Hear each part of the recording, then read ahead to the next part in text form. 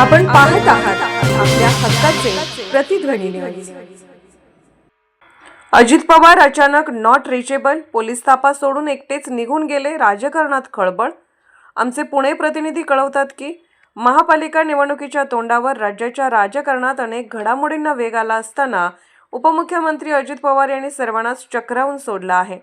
पुण्यातील बारामती हॉस्टेलमधून अजित पवार कोणालाही काहीही न सांगता, कोणताही सरकारी ताफा किंवा पोलीस संरक्षण न घेता अचानक रवाना झाले आहेत।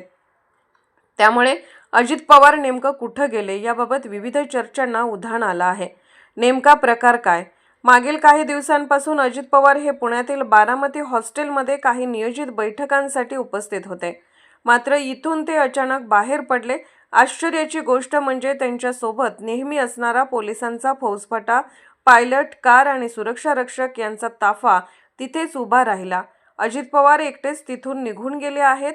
पुण्यात राष्ट्रवादी काँग्रेसचे दोन्ही गट एकत्र येणार असल्याची चर्चा मागील काही दिवसांपासून सुरू होते। दोन्ही राष्ट्रवादीत जागा वाटपाचे सूत्र देखील ठरलं होतं, मात्र ऐनवेळी कोणत्या चिन्हांवर निवडणूक लढवायची यावरून ही चर्चा फिसकटल्याची माहिती आहे। ही चर्चा फिसकटल्यानंतर अजित पवार अचानक बारामती हॉस्टेलमधून बाहेर पडले आहेत। एकीकडे शरद पवार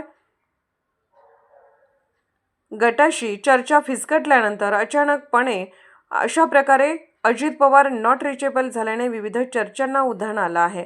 ते कौटुंबिक कारणासाठी तिथून बाहेर पडले की यामागे काही राजकीय कारण आहे, याबाबत आता विविध चर्चांना उधाण आलं आहे।